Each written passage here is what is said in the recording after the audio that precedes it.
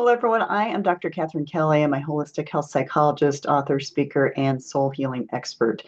And I tell people that, and I very much believe this, that there is nothing better than watching a soul evolve. The second best thing is teaching people about how the soul really works, because we've probably never really understood how it worked because we haven't had anybody teach us. And, I've been doing psychotherapy of some sort of mental health work for 37 years. And I've studied the soul probably equally as long. And it's one of those things where you cannot separate them. You cannot separate the psyche and the soul. And it is the time for us to understand how the heck the soul works. So today I'm going to share with you some information about how past life trauma triggers anxiety within us. Perfect time to be talking about this because there is so much anxiety in the world. The world events that are happening are definitely triggering a lot of the soul stuff that is kind of buried within us. And I want to give some very major examples of this that are going to help you understand maybe why you've been feeling the way you've been feeling, or others around you are feeling the way they're feeling. I don't know anybody right now who is not feeling some kind of way about what's going on in the world. But, as a psychologist, I try to isolate individual mental health concerns to help you understand a little bit more, a little at a time, how the soul works. So what I'm going to do is I'm going to use my soul health model today to help you understand just systematically how it is that the soul may be being triggered by the stressors that are going on in the world, and how that is manifesting in the shape of anxiety in one form or another. So I'm going to walk through my soul health model. For those of you who don't know what this is, I created this model about 18, 19 years ago, basically because the wellness models that are out there were severely lacking some components that are talked about every day in psychotherapy. So you can't have a wellness model and not really know the ins and outs of what goes on in a person's life to think that your model is complete. So I created this model because there were some key components that were missing from the other models. And I'm going to walk through that again. And I think as you explore this, you're going to understand even more about what's going on with you.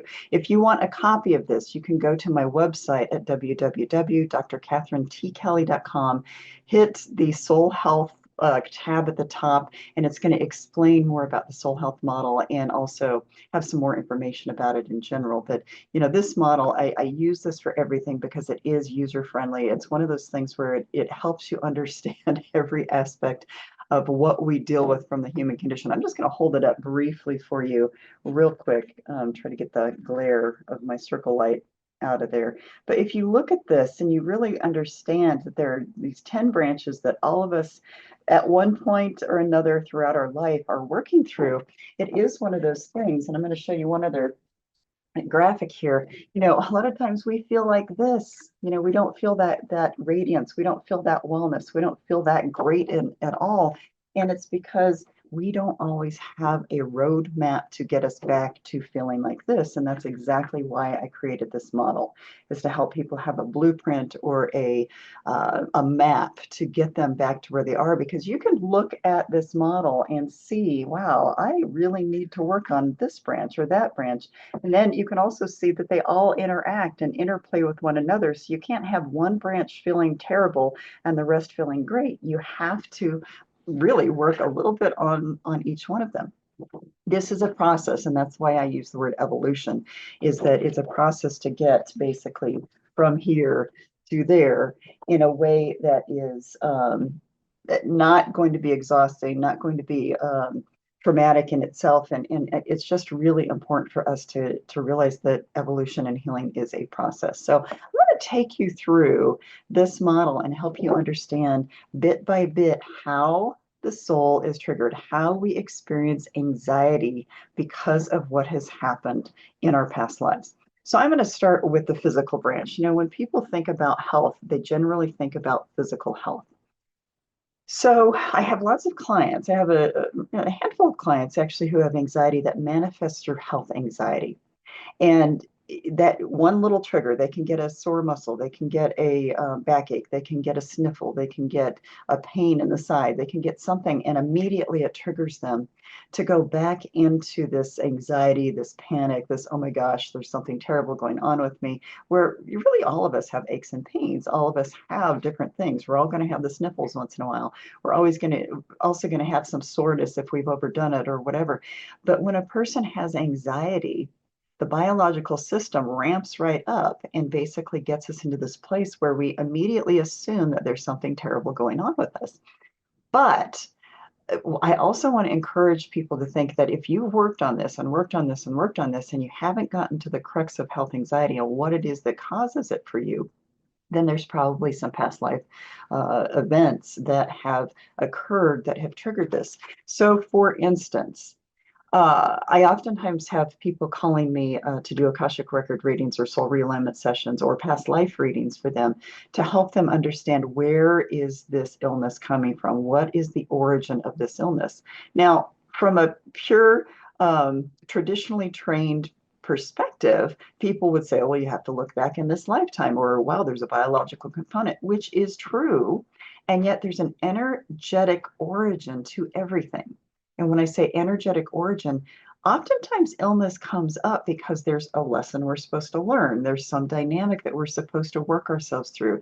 It could be that that physical illness is going to change our lives in a positive way. I cannot tell you the number of people that have said to me, you know, had it not been for my broken leg, had it not been for the cancer, had it not been for this or that, that basically I would not appreciate life the way I do, or I would not have built better relationships, or I would not have XYZ, whatever that meant, maybe follow their dreams.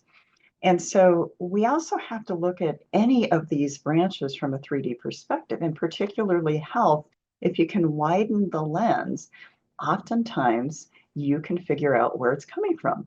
Now, I want to go back to the fact that I do readings for people in addition to doing psychotherapy. It is not unusual at all to have some sort of a physical event in previous lifetimes that is unresolved in one way or another. And it is re-energizing in this lifetime because there's a continued lesson we're supposed to learn, or there's something else that is supposed to be resolved in order for us to energetically remove, like I said, that energetic part of the origin so that we can resolve it, dissolve it, and then move beyond it. And I know that's a big thing to think about for people who only think about it from a scientific perspective, but there is much more going on under the surface, even for physical kinds of concerns, in many of the cases that are out there.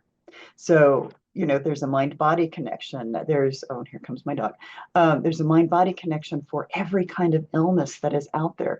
So we have to really think about what it is that is the biggest picture in order for us to heal it at the deepest level. When we are being triggered from a physical perspective, there's always a lesson. There's always something we can learn from that. Now, I will share personally, sometimes we have physical concerns happen because we're not listening. At the beginning of the pandemic, for me, I kept hearing, oh, just rest, just rest, just rest. And being the doer that I am, I'm like, well, I can get the yard work done and I can do this. I can't, you know, go out and be around people. So I might as well do whatever. Well, I have a fairly large yard that needs a lot of mulch, and I had dump truck loads of mulch delivered, which I do every 2 to 3 years. And I was plowing away, getting it done, and I turned the wrong way and I tore the meniscus in my left knee.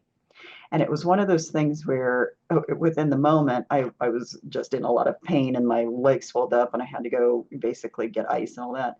But soon after that, I remembered, oh gosh, I have been hearing just rest, just rest, just rest for about 3 weeks, and I was not listening to that.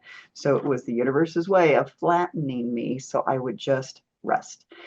And so, and there's more to that story, but basically it was one of those things where, okay, I got the message. I'm going to take this for what the message is, and I'm going to go further with taking care of myself and relaxing. Now, here's the more to the story. About 3 months later, actually to the day, I was feeling a little better. I was mobile. I was not walking like I normally do, but I could hobble around a little bit. And basically, I went up into my attic to winterize and get everything ready for the fall, being tasky. And I overstepped the plywood and I fell straight through to my meditation room. So I caught myself at my hips, and I'm hanging there going, oh, that's my meditation room. I need to get out of here. So I got out, got it patched, got the ceiling, not patched, but basically covered it with some wood so everything wouldn't come down into the meditation room. And then later I remembered, okay, so apparently I have not rested enough. I have not done what the universe was asking me to do. So again, sometimes we have illnesses come up because it's our soul's way and the universe's way of getting us to listen or stop. So, the physical branch is an important branch, but the anxiety that we have from past lives can trigger anxiety that we have in this lifetime. So I'm going to move on to the psychological branch. That's the next one in the model, how I talk about it. Because if we're not talking about physical health, we always go to emotional health. So this is, again, the quintessential branch as far as really looking at anxiety in general, but we can have anxiety related to each and every one of those branches. So from a psychological or emotional health perspective, if we have had past life trauma, that we may not know about right away, but if we have had past life trauma or past life stresses or some sort of acute kind of situation in previous lifetimes that triggered us then, we can actually have triggers from this lifetime that may seem unrelated. We may not know where they're coming from, but if you dig through and you can't figure out where something is coming from an emotional, an anxiety or a panic reaction or an OCD, PTSD, if you don't know where that's coming from in this lifetime, you can be certain that if you do more discovery work from a soul perspective, you will have past life experiences that basically will link together and you will go, oh, wow, that makes so much sense. Now, the way that past life stuff works is that a lot of times it's related to the souls that are in your life now, but those souls played different roles in those lifetimes. It could be that the events from those lifetimes are carried over and you didn't know how to resolve the stress or the distress or the trauma in those lifetimes. And so it's carried over into this lifetime and it just can get triggered by something. It can seem innocent, but it can get triggered by something that basically, until you go to the core of what the soul origin of it is, it's not going to resolve. So I've had people come to me with severe fears of dogs, severe fears of birds, but they never had experiences in this lifetime. And so we dug through and we figured out, okay, there were some situations in this lifetime that basically are getting triggered by just that origin of the fear that was there.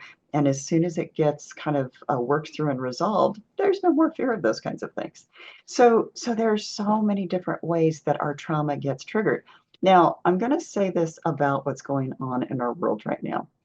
As soon as the US election happened, there was this upsurge of anxiety with many, many, many, many people, and this overwhelm and this exhaustion and wow, I don't know what to do. I don't think we're going to make it. I've had these extreme reactions to clients who have had extreme reactions to what has by the election, and a lot of it seemed irrational to the extent that they were experiencing it, but it was very, very real to them. So I had one client who was very certain that basically the Holocaust was going to happen again, that people were going to be carted off and put in gas chambers, and why, if they did it then, why wouldn't they do it now? And I had to help her understand that basically there was something deeper going on, that there's a probability of something and a possibility of something. The possibility, yeah, maybe that could happen again, probably not, but the probability of it happening was next to nil. And so I had to help her, and she was a scientist, so I had to help her understand that the reaction was disproportionate to what was actually happening in the world. And so we went back and we did some work and to help her discover where that was coming from. I've had other people, immediate fear of losing access to food. And so they were buying kits, food kits, emergency food kits, and storing them. And that's what made them feel better. But then I helped them realize that in previous lifetimes, they did have basically situations where they were in famines or they were being kept away from food. And so it's an interesting kind of thing, because when you look at the disproportionate reaction to what is going on in the world, for that person, it feels very, very real. It feels very real. and my job is to help kind of bring it down onto earth again and help people realize that the reaction has something to do with what's going on or what has gone on in a past life, and how it is that it's here to as an opportunity for us to heal. And so this whole reaction to everything that's going on in the world right now, I don't love it either. I don't like it. I don't love it. I'd love to leave the planet. I'd love to get off of it. However, I also understand that these triggers that people are having right now, it's triggering stuff from past lives so we can heal this lifetime. So it's an opportunity to not only heal what's going on right now and move beyond it, it is actually an opportunity to go back and heal this stuff that's unresolved. So it's like cleaning the slate. And that's why there's such an enormous amount of stress and anxiety and tension in the world, is that this is a time where we're supposed to be cleaning this stuff out. We're supposed to be healing. So the anxiety that's getting triggered in the psychological branch, again, is there because it's there to be cleaned out. So that's another angle of this. I'm going to go on to the social branch because that's the next one I usually talk about. So the social branch of this model basically represents the warm bodies in our lives. So I talk about all of the people. So family, friends, colleagues, coworkers, neighbors, animals. I definitely include animals. So any of the warm bodies in our lives, do we have people in our lives? Because some people very much isolate themselves, and that's what causes the anxiety. Now, it could be that in the past they were isolated, they were left alone, or they were locked up, or it could be any number of things that is being triggered. But that sense of not having their people around them, or having lost loved ones, or going to lose loved ones, is very, very real. And it's very real for a lot of the immigrants that are basically fearful of what's going to happen to them. Are they going to be ripped away from their families? Now, that is a real, very real reality right now for a lot of people. And it's also a trigger from previous lifetime kinds of things. So if we can help people go deeper to understand what the core of that fear is and how they're hooked, it helps them heal their soul, not just their current human condition. So again, for people who understand these different layers, it's a no-brainer, but this will be very new information for other people. So the warm bodies in our lives are also here to trigger a lot of what we're supposed to learn and experience. So a lot of people are being triggered by Donald Trump himself because the fact that what his personality is, he seems very cold, he doesn't seem very caring, he seems very he doesn't really care about anyone for how people are perceiving him. And that's triggering a lot of people. And it's because they've had either experiences in this lifetime or previous lifetimes where they've had someone in their life that has created that same kind of energetic dynamic for them. And it's revitalizing that. It's bringing that back. It's making people fearful. Some of the folks that are triggered now are literally reincarnated from the time when Hitler was around. So there is that fear, and it's getting triggered by this new person that's out there who's not as heinous as Hitler was, but basically it's a situation where it's triggering people. And again, I'm trying to help people flip this and realize that this is an opportunity to do the healing. This is an opportunity to look at whatever's getting triggered from that social perspective, that social branch of health, and go, oh, wow, that's where that wound is coming from. So that's another dynamic. Now, the next dynamic that I talk about is the interpersonal branch here. I guess I need to point to it. There we go. Point to it correctly. It's hard to do that backwards.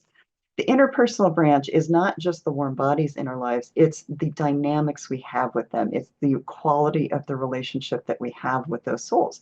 So again, I'm going to bring this back to our current government. We're being shown that our current government is not very loving and caring. It's not very fatherly. It's not that protective kind of situation that we've had on and off for actually had as long as we can remember. This is the first time we've had a administration that doesn't feel protective of us. And so it's triggering a whole lot from not only a reality state from this perspective, from the current perspective, the reality of what's going on, but it's triggering that visceral reaction of all of the times in past lives, or even our childhood, but our past lives where we have not felt protected or we couldn't feel safe within our own situation. And if you think about historically, how much fighting, how much dissension was in the world in different ways, in the villages and the townships and the different civil wars and things like that. It was there. That palpable discomfort was there. And so the relationship stuff that's getting triggered is also a part of how our anxiety is coming through right now. So whether we relate that to current government, whether we relate that to, oh, wow, I ran into someone at maybe at the office that is really triggering me. I don't know why this person's triggering me. He or she is acting in a certain way and it's just making me anxious. Well, if you can't figure out how it's linked to this lifetime, you can guarantee that there were relationships sometimes with that soul in a different role in that lifetime. You can guarantee that there's something in your previous lifetimes that has triggered that all over again. So again, there's another way that anxiety gets triggered by either this lifetime or previous lifetimes, and it's all soul-based wounding that needs some sort of attention. Now, the next branch I'm going to talk about is the intellectual occupational. So the intellectual branch, how do we get triggered with anxiety? Well, we can get triggered in many ways. So, this is the first era where careers, were pretty steady, career, and we had options for careers. We have options for careers now. Before it was factory work or farm work or, working inside the home. But, this modern age has created all of these different opportunities, but it's also created a lot of stress. So, and it's created a lot of imposter syndrome. It's created a lot of different anxieties, incompetency, insecurities, lack of confidence, and and oftentimes we can link it back. Those who do soul healing can link it back to previous lifetime kinds of work as well. So oftentimes people come to me for Akashic record readings or soul readings or past life readings and say, what did I do in past lives? Who was I in past lives? And how does that relate to where I'm at now? And oftentimes we can go back and go, wow, okay, so this is the occupation you were in previous lifetime. Or, maybe you were a religious leader in one of those lifetimes and you were condemned or you were killed or whatever might have been happened, because there was a lot of that going on in previous lifetimes. People who are spiritual oftentimes have this intense fear of someone coming after them. So it could be that they were a witch in a past life, or they were a sorcerer, or they were a monk that was basically condemned or killed because of their religion. It could be anything. But the basic, there's so much in each one of these branches that could be triggerable from an anxiety perspective, that just flushing it out can help you widen that lens again and go, oh, wow, I had never thought of that. Let's see, I'm going to talk about the environmental branch next. So the environmental branch, what about people who are intensely afraid of weather kinds of situations, but have never been in one in this lifetime? What about people who have an intense discomfort with where they live? Maybe the region of the world that they live in is just a total mismatch, or maybe they have an anxiety when they drive through a certain part of the state or the country, and they don't know why it is. It's because there's that past life kind of reaction, and it could go a good way or a bad way. And so what I'm going to give this example, because this was just one of the examples from my own lifetime. And this was actually a good thing, not necessarily a bad thing. But the first time I went to Santa Fe for a conference, I flew into Albuquerque. It's about a 45-minute to an hour drive up to Santa Fe.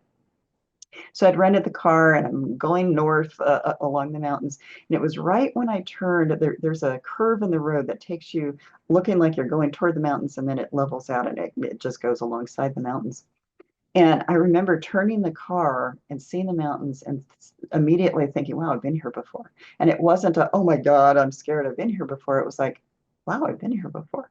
And so it just, that past life reaction just came through. Now, there are other times when I've been in places where I have felt very, very uncomfortable. And I'm not someone who's claustrophobic. I'm not afraid of heights, but there have been times when I felt like, oh my gosh, there's an energy in here that feels so familiar and so scary to me. And then I will go back and do some past life work. And there were times when I was tortured in a situation, or I was chased after, or I was killed, or, there's situations where we can be in an environment and go, wow, there's something really wrong about this situation, or the energy that's in the situation. Now, again, I'm very intuitive, so I can tell what's happened in a location just by walking into it, whatever it might be. So there's been times when I've known that people were killed in certain places or had died in certain places, and I can sense it, but then I can see it if I look in. But that's me. I'm very intuitive to that aspect. But if someone's having anxiety, but they don't know why, if someone's having an anxious reaction to something that is too tight around their neck, or if someone just even puts their hands on you, whether it's for a negative reason or a positive reason, and a person reacts, it's probably because you've had some past life trauma of one case or another. So it's the environment in which we resonate energetically. Different parts of the country that I have driven through parts of the country. I'm a traveler, and I could not get out of them fast enough energetically. It just was a mismatch. I don't know what happened in some of those places. I just know I needed to get out. So there's different reactions we can have from an environmental perspective just because of what has happened to us in previous lifetimes. So just keep that in mind. I am going to move on to the financial branch. Now, this is a branch that is rarely, if ever, on a wellness model. If it is, it's tucked under the intellectual occupational. But I actually created this as a separate one because I don't know anyone who feels well when they've had financial difficulties. But I'm going to extend that to help you think about what kind of fears are created in us because of previous lifetime experiences. I have a person in my practice who is intensely afraid of not having enough money, and yet from a retirement perspective and a savings perspective, she has plenty. Her financial planner tells her she's got plenty, but she has an intense fear of not having enough. Now, she actually, did have enough growing up. It wasn't extravagant, but she had enough. But it's past life stuff that was triggered. Poverty, times where she lived in poverty, times where she was literally having to scrape by. And so we can have intense fears of financial kinds of concerns in this lifetime without any evidence that we have to, that we have from this lifetime that actually extends back to previous lifetimes. So if you don't know that there's other layers that may be playing a part, you don't know where that anxiety is coming from, and you don't know how to heal it. So that's another aspect of this. I'm going to go on to the sexual branch of health. And again, this branch, the sexual aspect of health, is so under talked about. And I think people are just afraid to talk about it. In the National Wellness Institute's model, it's maybe very lightly tucked under the physical perspective, but they don't understand the sexual trauma that has happened for people in previous lifetimes. Now, it's bad enough to have it in this lifetime. It is bad enough to have it in this lifetime. And I talk about the fact that sexual trauma hits us deeper at a soul level than any other form of trauma. We can have other forms of trauma hit us deeply, but sexual trauma hits us the most deeply because it is the most sensitive, it's the most intimate, it's the most personal kind of thing. And if that is taken away from you, or if you're traumatized in that way, then you are going to have a reaction. There's that energetic imprint that is left on your soul that gets triggered when there's a traumatic response kind of triggered in general. And I've had a number of women come to me and say, I don't know why I'm afraid of sex. I've never had any abuse that I know of. I've never had anything happen. And if it is a female soul, I tell them, well, every female soul has had some form of sexual trauma in the past because that's what happened. That was part of the culture. That was part of what happened in villages. That was part of what happened in general, to get raped or sexually abused. And it was perfectly permissible. And that was what was accepted and expected. And so a lot of times women have trauma from past lives that they don't even realize is coming to the surface. So has every woman? Probably not every woman, but most women, yes, they've probably had some past life trauma, depending on how many lifetimes they've had. So you can have past life trauma that triggers you in this lifetime. And it's really important for that healing from all levels to come through if you really want to remove that reaction, or that what I call the energetic imprint. The last two of these I want to talk about are the spiritual and the recreational. So I talk about church hurt or God trauma with people, and you can have God trauma or church hurt from previous lifetimes that affects you in this lifetime. I've had a number of clients come in saying, why don't I feel comfortable in churches? Why don't I feel comfortable thinking about God? Or I feel pissed off at God all the time. And if nothing's happened in this lifetime, which a lot has happened in this lifetime to make people mad at God or mad at the universe or mad at religion, then there's something going on in the past. Now, there was a mass exodus from churches in 2012. It continues, and it's really interesting. The statistics are very fascinating because 2012 was kind of the first major wave of mass exodus, but about 50%, I'm trying to remember the statistic, um, people who, there were about 50% of people in the United States who regularly attended church around, what was it, the early 2000s. And now there's less than 10% who regularly attend church. So there's an exit from the church perspective, and that's for lots and lots of reasons. But a lot of it is the trauma they've experienced either in this lifetime or previous lifetimes. So that anxiety can be real, and it's one of those things that needs some help. It needs some assistance in order for you to get over that and also move through it. Now, I'm not saying you have to go to church, but recreating a spiritual kind of connection with whatever you believe to be the higher power or source can be so instrumental in your own health. And so a lot of times I'm out there healing people from that perspective. The last branch on the tree is the recreational branch. Now, what kind of trauma could we have from a previous lifetime that causes anxiety? Actually, a lot, because if you think about the history, previous lifetimes, there were some times there was a whole lot of fun. If you were in wartime, you weren't having a lot of fun. If you were in poverty time, you were not having a lot of fun. If you were in famine time, you were not having a lot of fun. And so people can actually be afraid of having fun, having recreation, being at leisure. That can be a part of it, of this lifetime because of past lifetime kinds of things. So, you can really expand your awareness to what is going on from a trauma perspective if you simply look at the different branches and go, wow, okay, I would have never thought about that being part of maybe why I'm anxious, or that might be what's triggering my panic reactions.